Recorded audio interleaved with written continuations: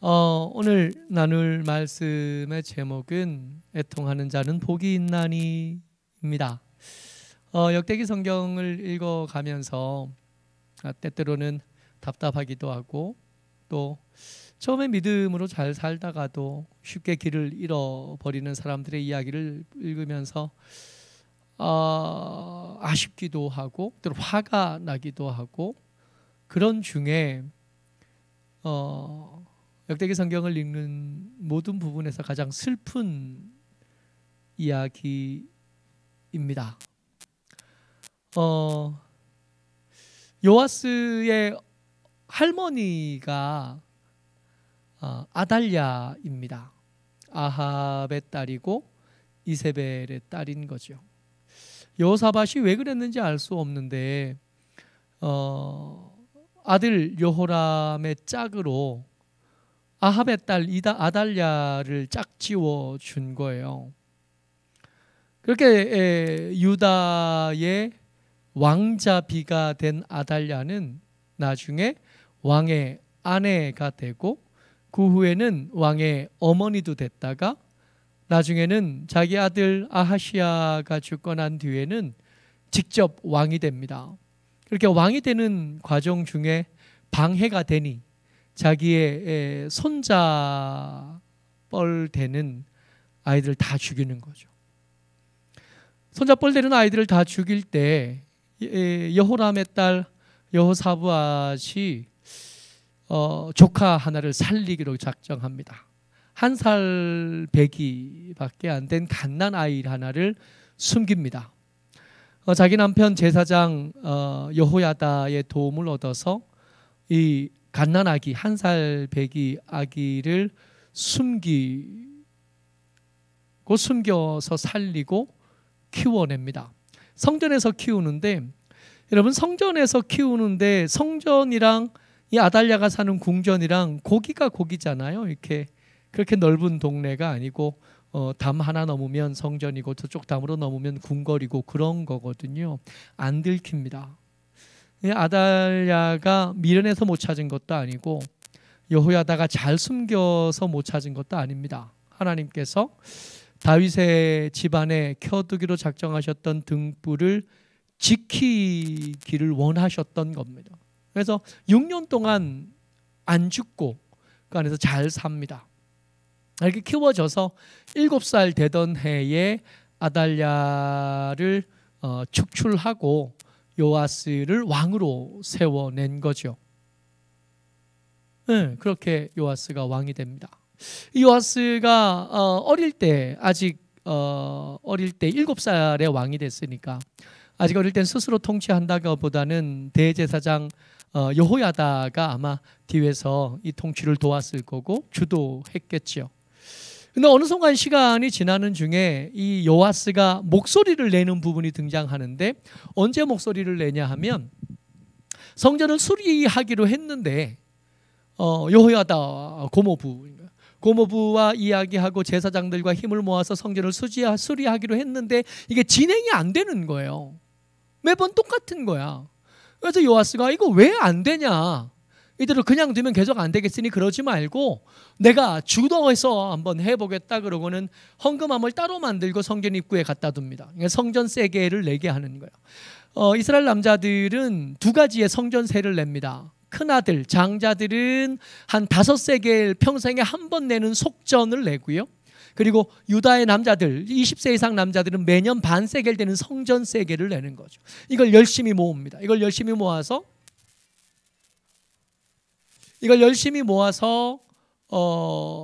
성전 수리를 시작하는 거예요.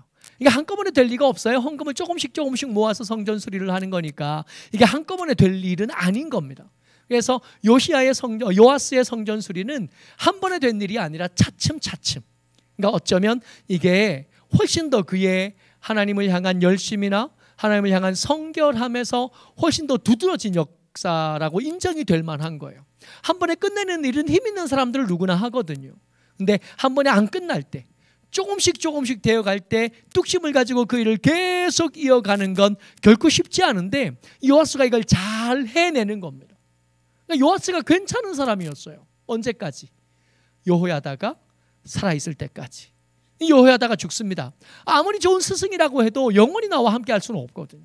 아무리 믿음 좋은 아버지요 믿음이 좋은 어머니라고 해도 영원히 내 옆에 있을 수는 없습니다. 혼자 신앙생활을 할 수 있는 수준을 얼른 믿음 좋은 어머니가 살아계실 동안에, 믿음 있는 스승이 살아있는 동안에 얼른 채워내야 되는데 요아스가 이게 안 됐던 것 같아요. 여호야다가 죽습니다. 여호야다가 죽고 나니까 바로 마음이 바뀌어요. 성경은 뭐라고 말하냐 하면 그가 여호와의 성전을 버렸다. 그가 하나님을 향한 신앙을 버리고 마음을 바꾸고 우상을 섬기는 사람으로 다시 태어납니다. 그러니까 하나님께서 그에게 기회를 주고 싶으신 거예요. 선지자들을 보내서 이러면 안 된다고. 하나님께서 당신을 살려내시지 않았냐고. 그 하나님 앞에 반듯하게 사는 게 옳지 않겠냐고. 여호와를 경외하는 삶이 사는 게 맞지 않겠냐고 아무리 선지자들을 보내서 경고를 해도 듣지 않는 겁니다. 그럴 때 하나님의 영이 드디어 여호야다의 아들 스가랴에게 충만하게 임하셔서 스가랴 여호야다의 아들을 통해서 말씀을 듣는 거예요. 한번 생각해 볼게. 여호야다가 죽을 때 나이가 130세라고 합니다. 근데 여호야다가 130세면 이게 여호사밧하고 나이가 너무 안 맞아요. 한 80살 차이가 나요. 그래서 신학자들은 두 가지로 생각을 합니다. 한 가지는 이거 성경을 옮겼을 때 잘못 쓴 거 아니겠나. 숫자를 옮겼을 때 흔히 실수가 있을 수 있으니까. 숫자를 잘못 쓴 거면 이 여호사밧하고 여호야다의 나이가 한 10살 정도 차이가 나게 계산했을 때 그때 만약 그랬다면 이 스가랴는 아직 어린 기저귀를 갈아야 되는 나이잖아요. 1살 때부터 성전에서 살았으니까. 그러면 이 스가랴는 이 요아스에게 큰 형 같은 사람이었을 겁니다. 어리고 달래고. 만약에 나이가 그대로 맞다면, 성경에 기록된 데가 맞다면 130살이었다면 실제로 요아스의 기저귀를 갈고 요아스를 먹이고 길리고 업었던 사람은 여호야다가 아니라 스가랴일 가능성이 굉장히 높습니다. 나이가 너무 많은 거예요. 그러니까 실제로 아이를 돌보는 사람은 스가랴였을 겁니다. 그러니까 두 가지 경우죠. 이 요아스에게 스가랴는 든든한 형이거나 아니면 업어 길러냈던 아버지 같은 사람이거나. 그러니까 하나님께서 이 여호야다의 아들 스가랴에게 성령으로 충만하게 임하셔서 그 불편한 관계, 애증의 관계인 스가랴를 통해서 말씀하시는. 그래서 스가랴는 이 말씀을 전하고 죽습니다. 이 슬픈 이야기일 수밖에 없어요. 이 슬픈 이야기를 통해서 우리는 몇 가지를 오늘 기도 제목으로 삼을 것들을 살펴보려고 합니다. 첫 번째요. 20절 말씀입니다. 20절 전반부 말씀인데요. 같이 한번 읽죠. 시작. 이에 하나님의 영이 제사장 여호야다의 아들 스가랴를 감동시키심에 그가 백성 앞에 높이 서서 그들에게 이르되. 여러분, 하나님께서 왜 스가랴에게 다른 사람 아니라 유독 스가랴에게 영으로, 당신의 영으로 충만하게 하셨을까요? 기대하지 않으셨을까요? 다른 사람의 말은 안 들어도 어려서부터 업어 길렀던 스가랴의 말이라면 좀 더 크게 듣지 않겠나 하는 기대가 아버지 하나님께 있지 않았을까요? 다른 사람의 말은 좀 흘려 듣더라도 내 어린 시절에 내 생명을 담보하고 나를 길렀고 나를 먹였던 사람, 여러분 숨어서 아이를 키웁니다. 젖 먹이기가 쉬웠을까요? 그의 옷을 빨아서 널어서 말리기가 쉬웠을까요? 여러분, 아이 키우는 집에 빨랫대는 표시가 나는 거 아니에요? 아이 키우는 집안의 음식 준비는 다른 거 아니에요? 옆에서 바라보면 표시가 날 거 아니에요? 뭐 좀 이상한데? 할 수 있지 않겠어요? 그거를 들키지 않으면서 아이를 키우려고 했던 그 스가랴의 수고가 얼마나 눈물겨웠을까요? 그러니까 이렇게 사랑을 많이 받은 사람, 이렇게 수고를 더 많이 한 사람의 목소리는 더 간절할 수밖에 없고, 이 간절한 목소리는 귀가 닫힌 요아스라도 더 크게 듣지 않겠나 하는 기대가 있지 않았을까요? 가까운 사이이면 말하기 불편하기도 하지만 정작 아버지에게 복음 전하기 쉽지 않고, 정작 형제들에게 복음 전하기 쉽지 않고, 정작 더 가까운 사람에게 바른 말하기 쉽지 않잖아요. 잘 안 되지 않아요?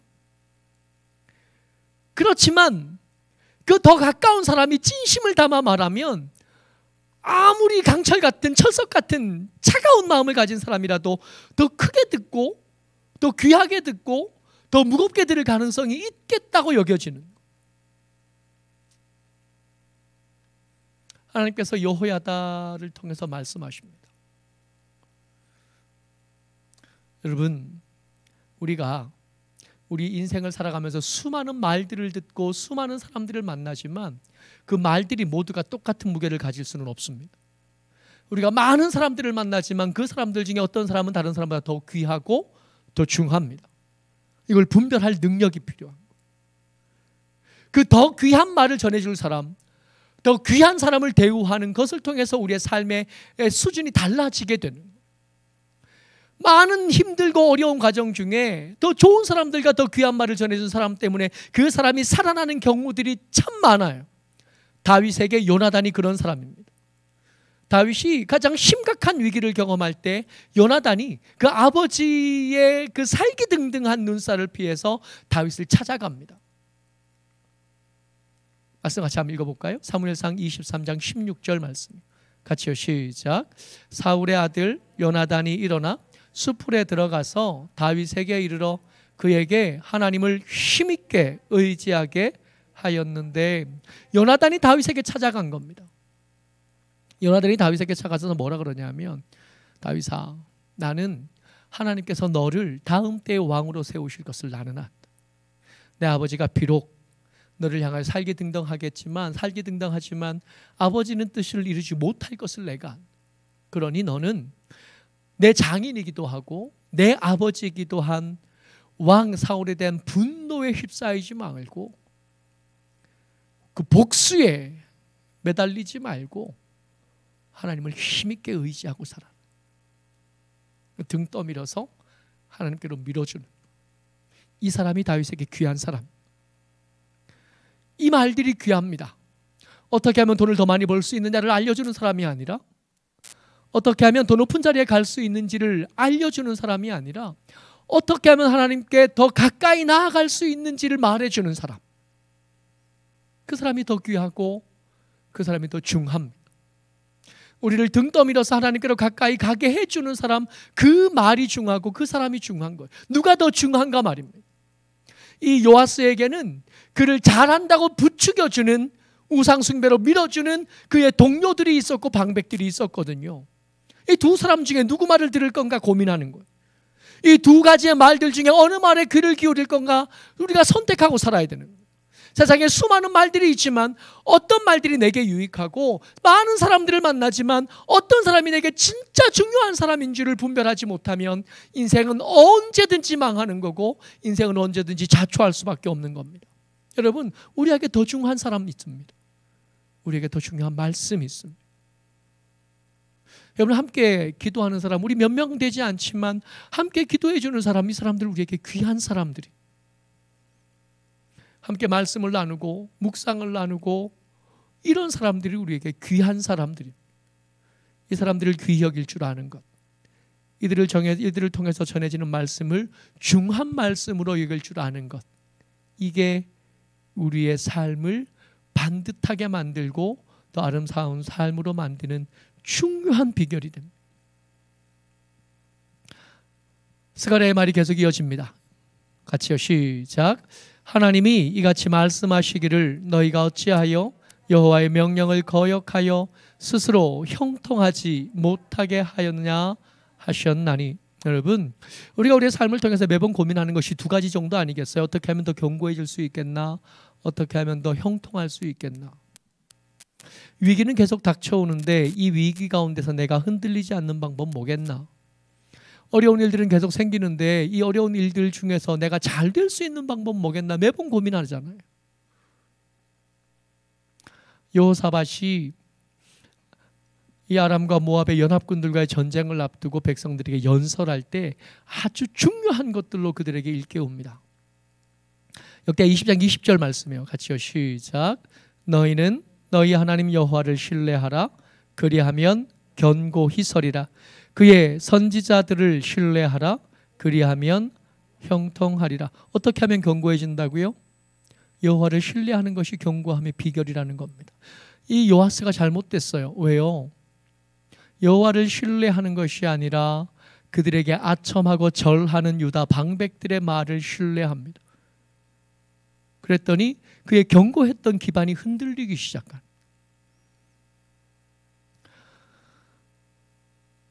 하나님의 말씀을 순종하는 것이 우리에게 형통함이 됩니다. 이게 여호사밧의 말이었고 그들의 조상들이 이제까지 꾸준하게 살아오면서 증명해낸 하나님의 말씀이었거든요. 근데 그것들을 신뢰하는 것이 아니라 아첨하는 방백들의 말을 신뢰하고 그 말씀을 따라 살기를 시작합니다. 그랬더니 그 삶이 망가지기 시작하는 거예요. 말씀을 자세히 읽어보면 24장 오늘 읽었던 말씀 그 바로 다음에 보면 29절에 1주년 말에라고 되어 있습니다. 여기서 1주년은 언제냐면 여호야다가 죽은 뒤 1주년 만에,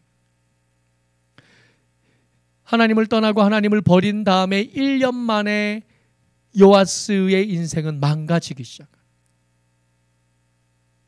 아람의 군대가 쳐들어오는데 요아스가 가진 군대가 훨씬 더 많았습니다. 요아스의 군대가 심히 많았음에도 불구하고 아람의 작은 군대에게 못 이겼어요. 1주년 만에 오랫동안 그 위기와 그 처참한 나라들을 재건하고 아달랴가 작정을 하고 무너뜨린 나라를 재건하고 반듯하게 세웠던 그 긴 세월의 아름다운 것들과 귀하고 견고한 것들을 1년 만에 다 말아먹은 것. 뭐가 우리를 견고하게 합니까? 뭐가 우리를 형통하게 합니까? 조급한 마음으로 하나님의 말씀을 떠나고 하나님의 바라보는 방향을 떠나서 엉뚱한 곳으로 달리면 언뜻 보기에 잘 될 것처럼 보입니다. 마치 그 1년의 형통함처럼. 악인들의 형통함은 언제나 그래요. 시 한 부인. 그 1년 동안 잘 되는 것 같아 보이는 것이 1년 후에 갑자기 무너지기 시작하더니 그 뒤가 없어져 버려요. 여러분, 뭐가 우리를 형통하게 하고 뭐가 우리를 견고하게 합니까? 위기는 있지만 끝까지 버텨서 다음을 이야기할 수 있는 게 이야기할 수 있게 하는 게 뭡니까? 여호와를 신뢰하는 것이 우리의 견고함입니다. 여호와의 말씀을 순종하는 것이 우리의 삶을 형통하게 합니다.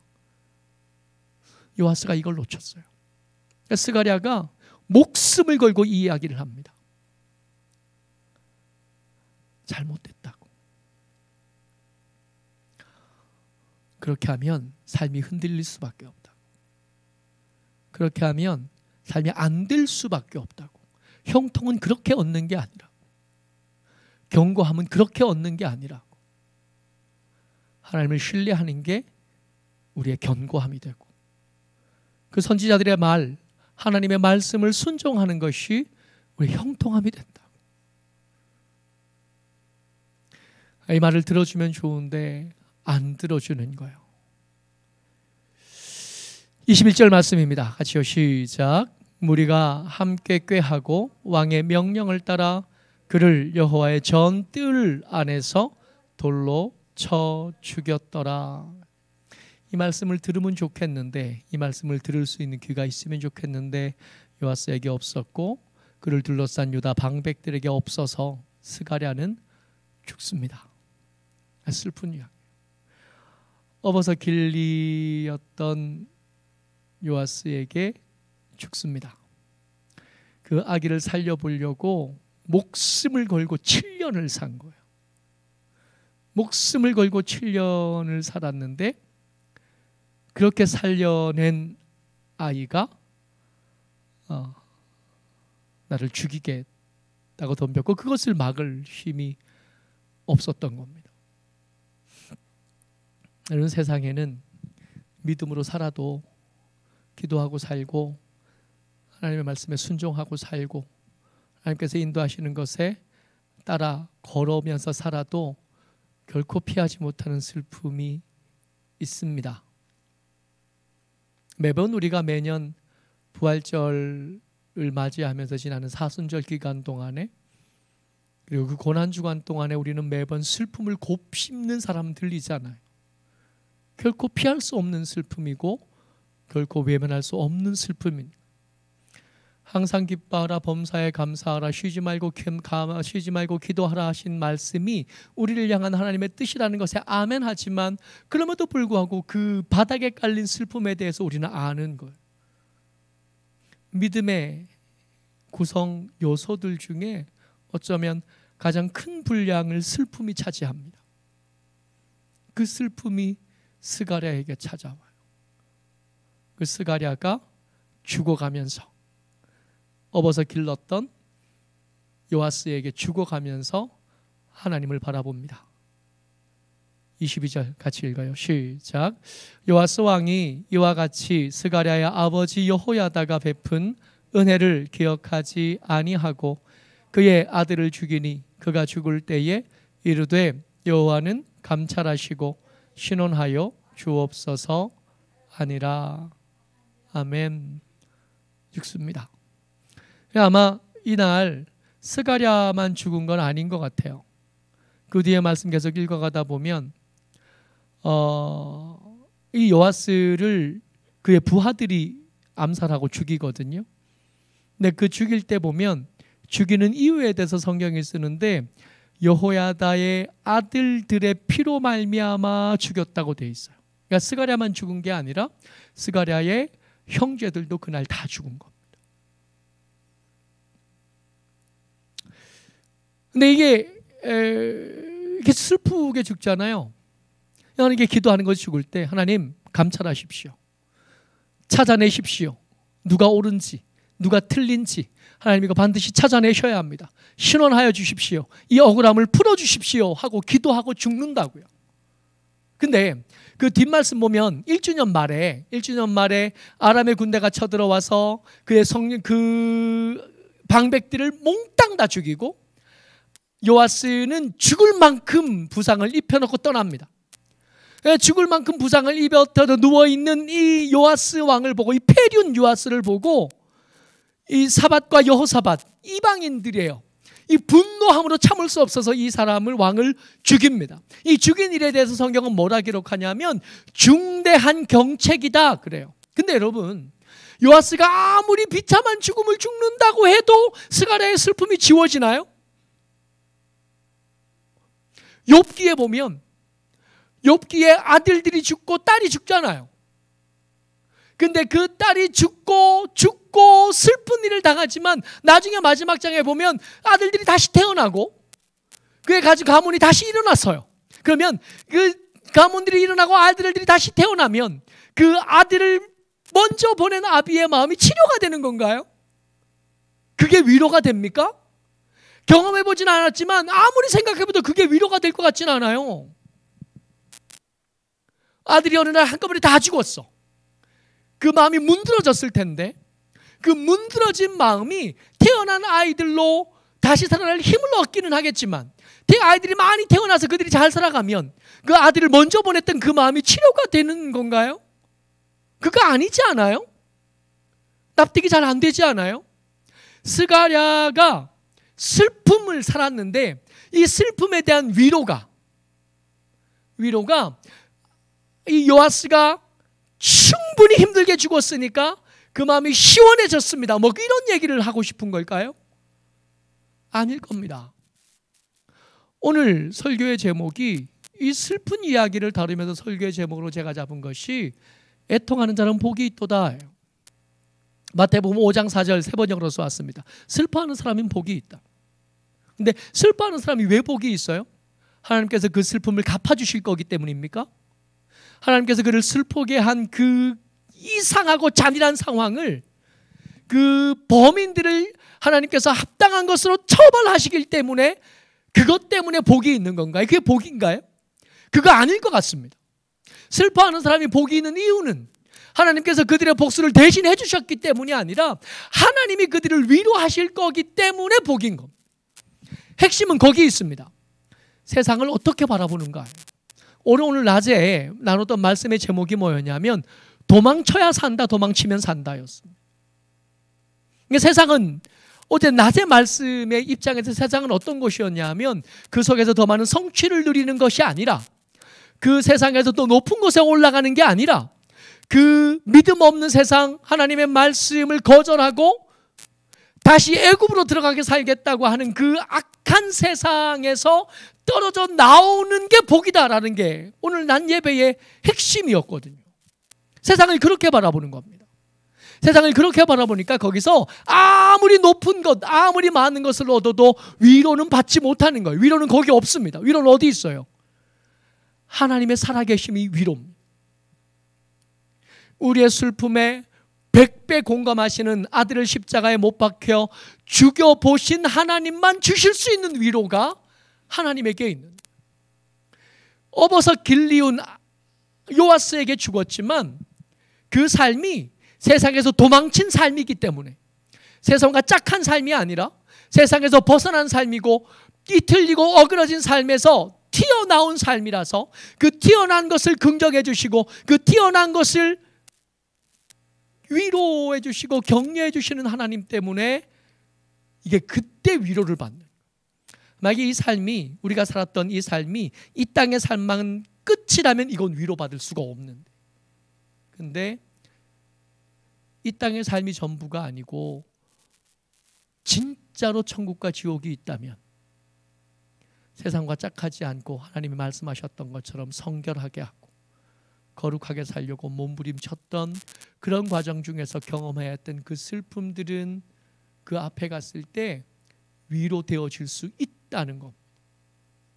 이게 하나님이 말씀하시는 위로고 우리가 계속 주목해서 바라봐야 될 위로입니다. 우리가 애쓰고 수고하고 몸부림치고 헌신하고 그렇게 셌더니 하나님께서 이 땅에서 누릴 것들을 많게 해주셨다가 위로가 아니라, 이 땅에서 살면서도 이 땅에 물들지 않으려고 몸부림치는 중에 피할 수 없었던 슬픔이 있었고 그 슬픔을 기꺼이 감당한 사람들을 하나님께서 잘 살았다 말씀해 주시는 것으로 위로를 삼는 거예요. 이게 위로입니다. 스가랴의 이야기는 참 슬프지만 그 슬픈 이야기는 예수 믿는 모든 사람들에게 계속 이어져 갑니다. 그리고 그 끝에 예수님의 십자가가 있고 그 십자가를 바라보면서 그 뒤를 따라가는 우리 모두에게 그 슬픔들이 있는, 복음 따라가다 보니까 슬픔을 피할 방법이 없어요. 생각 같으면 그 원수 같은 놈 확 그냥 한마디 시원하게 해주고 뻥 차서 인생에서 쫓아냈으면 좋겠는데 그렇게 못하는 이유가 이 슬픔 때문에, 예수 믿는 사람들, 복음을 가진 사람들이 감당해 줘야 할 슬픔이 우리에게 있는 겁니다. 이 슬픔이 우리를 정결하게 하고 이 슬픔이 우리를 하나님 앞에 옳다함을 받을 이유가 됩니다. 그러니 여러분, 슬픈 일이 많죠. 믿음으로 살다 보면 슬픈 일들이 많습니다. 근데 그걸 어떻게 뒤집을 방법이 없어요. 잘 살고 있는 겁니다. 그렇게 살아가는 겁니다. 예수 믿는 사람들이 감당해야 될 슬픔이 있고 그 슬픔이 하나님의 위로를 얻는 더 옳은 삶이요, 더 바른 삶이 됩니다. 슬프지만 이 슬픔에서 벗어나지 말고 이 슬픔 안에서 믿음을 지켜가는 저와 여러분 되시기를 주 이름으로 축복합니다. 같이 기도하면 좋겠습니다. 먼저 기도할 제목은 이겁니다. 하나님, 우리가 더 귀한 말, 더 귀한 사람을 분별하게 하여 주옵소서. 우리를 믿음을 향해서 등 떠밀어 주는 사람을 귀한 줄 알게 해주시고 우리를 하나님을 향한 사랑과 신뢰 안에 머물게 해주시는 그 말씀을 더 귀히 여길 줄 알게 해주십시오. 아첨하는 사람들의 말에 속아서 그 신실했던 사람 요아스가 망하는 것을 봅니다. 하나님, 우리의 귀를, 우리의 마음을 주께서 붙잡으시고 주장하셔서 더 귀한 말, 더 귀한 사람을 분별하여 소중히 여길 줄 알고 지키기 위해 몸부림친 우리가 되게 하여 달라고 우선 먼저 한번 같이 기도합니다. 내가 많으신 아버지 하나님 감사합니다. 아버지 하나님의 도우심을 따라 하나님의 사람들 우리가 주의 말씀을 듣습니다. 아버지 하나님의 성령이 아버지 스가랴를 감동하셔서 그에게 말씀하게 하셨는데 아버지 요아스가 그 말을 듣지 아니하고 아버지 그 귀한 사람 중한 사람을 소중히 여길 줄 몰라 아버지 인생을 바꿀 기회요 아버지 멸망으로 향하는 발걸음을 바꿀 수 있는 기회를 잃어버렸던 것을 봅니다.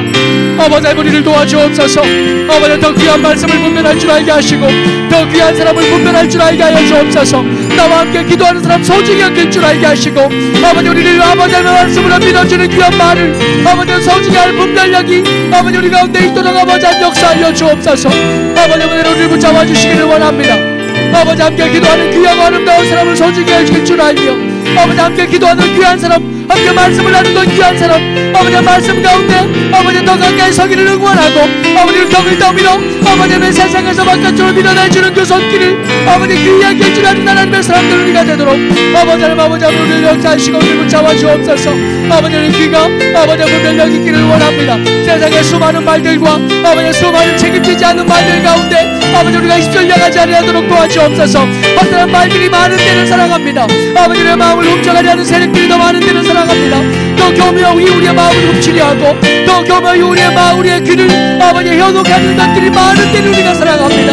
아버지를 분별하여 아버지 우리의 눈이 있게 하시옵소서. 아버지 이것들을 분별하여 아버지 하나님의 지혜가 우리 가운데 있게 하시옵소서. 아버지 내가 말을 못할 때 아버지의 성령께서 우리를 붙잡으시고 사랑하셔서 아버지의 주신 말씀을 분별할 줄 알게 되며 아버지 우리에게 더 소중한 사람 귀히 여길 줄 아는 마음이 아버지 우리 가운데 있게 하여 주옵소서. 이렇게 하나님 앞에 완전하게 세워져가며 이렇게 하나님 앞에 더 온전하게 세워져가는 하나님의 사람들 우리가 될 수 있도록 아버지 역사하시고 아버지 축복하여 주옵소서. 그 은혜 가운데 있게 하시옵소서. 그 도우심 가운데 있게 하여 주옵소서. 그 복된 것과 풍성한 것 가운데 합당하여 서서 주의 영광을 드러내며 아버지의 그 은혜 가운데 합당한 삶을 계속 살아가며 아버지의 믿음을 계속 지켜가며 아버지의 귀한 사람들과 함께 아버지의 믿음의 일들을 계속 해가는 하나님의 사람들 우리가 다 될 수 있도록 아버지의 역사하시고 아버지의 도와주옵소서. 아버지의 우리를 붙잡아 주시기를 원합니다.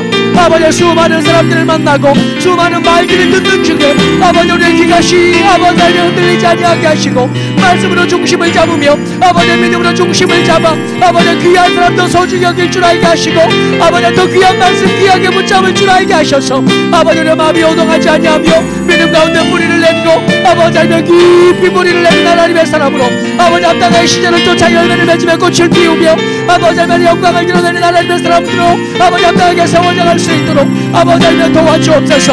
아버지 우리 사역팀 아이들 아버지 아이들을 아버지의 청년들 아버지 젊은 세대들을 아버지의 능력으로 붙잡아 주옵소서. 아버지 저들이 아버지 함께 찬양하는 사람들 함께 아버지의 말씀을 나누고 아버지 함께 아버지의 믿음의 삶을 살아가는 이 귀한 사람들 소중히 여길 줄 알며 아버지 이들의 말을 크게 들을 줄 알며 아버지 이들을 통하여 하나님의 영광을 드러내는 하나님의 사람들 아버지 아름다운 하나님의 사람들로 세워질 수 있도록 아버지 하나님 역사하여 주옵소서. 아버지를 주장하여 주옵소서. 우리 가운데 아버지의 능력을 다하시옵소서. 아버지의 도우심을 우리 가운데 더하여 주옵소서. 아버지를 가운데 지혜가 있게 하시고 우리 가운데 분별력이 있게 하셔서 아버지의 더 귀한 말씀을 분별하게 하시고 더 귀한 사람을 분별할 줄 알게 하여 주셔서 아버지의 그 은혜 가운데 아버지의 사랑할 사람과 아버지의 붙잡아야 될 사람들을 알게 하여 주시고 아버지들을 통하여 주의 영광을 드러내며 믿음 가운데 더 붙어있으며 아버지의 믿음 가운데 더 가까이 나아가며 아버지의 믿음을 지켜가는 하나님의 사람들로 살아갈 수 있도록 아버지 우리 가운데 역사하시고 아버지를 주장하여 주옵소서. 아버지의 성령으로를 충만케 하시기를 원합니다. 아버지의 성령으로를 충만케 하시고 그 은혜 가운데를 세워주시기를 주님 간절히 아버지 바라고 원합나이다.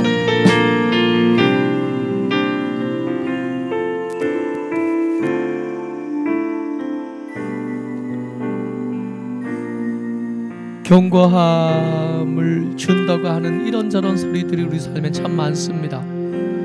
어떻게 하면 견고해지냐? 어떻게 하면 잘 되냐? 그런 삶의 문제들이 우리 가운데 매 순간 찾아옵니다. 근데 여러분 그때 기억해 내셔야 돼요. 우리의 삶의 견고함은 세상의 어떤 것에서 올 수 없습니다. 우리 삶의 견고함은 한결같이 우리를 아들, 딸이라고 부르시는 여호와를 신뢰함이 우리의 삶의 견고함을 가지고 옵니다. 어떻게 하면 잘 되냐? 수많은 사람들이 이런 말 저런 말 하지만 여러분, 정말로 우리를 사랑하시고 우리를 향한 호의를 끝없이 가지고 계시는 하나님의 말씀을 순종하는 것이 우리의 삶을 형통하게 합니다. 이게 우리의 믿음인 겁니다. 스가랴가 안타까운 거예요. 그 견고함을 버리는 그 스가랴가, 그 요아스가 안타까운 거예요. 그 형통함의 비결이 바로 옆에 있는데 그걸 귀한 줄 모르는 이 요아스가 안타까운 거예요. 목숨을 걸고 말하는 겁니다. 아니라고, 그거 아니라고.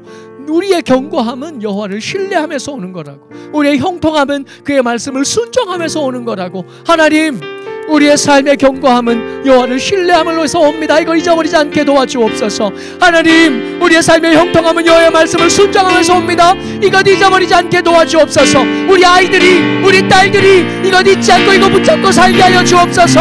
같이 한번 기도합니다.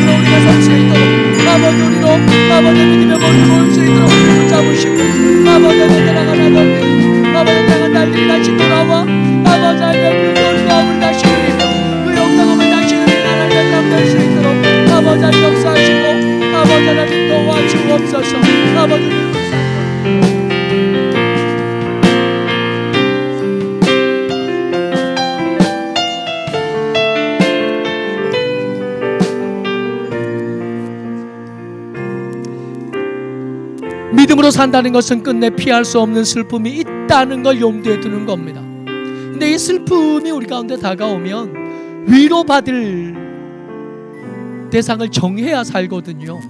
슬픔만 있고 위로가 없으면 우리 못 살거든요. 우리 그렇게 대단하지 않은 사람들은 아니니까. 세상에 높은 것이 위로가 아닌, 세상의 높은 자리에 올라간 것, 세상에서 더 많이 가진 것, 세상에서 더 큰 힘을 가진 게 위로가 아니라 하나님께서 우리에게 위로가 되신다는 걸 믿는 것, 이 땅에서 삶이 끝이 아닌 걸 믿는 것. 우리의 슬픔은 하나님이 위로하시는 겁니다. 그 하나님의 위로를 기대하고 살면 이 땅에 물들지 않을 수 있거든요. 하나님의 위로를 기대하고 살고 하나님의 위로하심을 바라보고 살면 이 땅의 그 치명적인 유혹에서 나를 지킬 수 있고 믿음을 지킬 수 있는 거거든요. 하나님, 우리 아들들의 눈이, 우리의 눈이, 우리 딸들의 눈이 여호와의 위로하심에 주목할 수 있게 도와주십시오. 세상에서 큰 것보다 하나님의 위로를 더 귀한 것으로 알게 하여 주옵소서. 그래서 세상에 물들지 아니하고 세상에 따라가지 아니하고 여전히 거룩함과 성결함을 유지하는 하나님의 사람으로 살게 하여 주옵소서. 하나님의 위로를 복인 줄 알고 살게 하여 주옵소서. 우리 마지막으로 소리내어서 같이 한 번 더 기도합니다.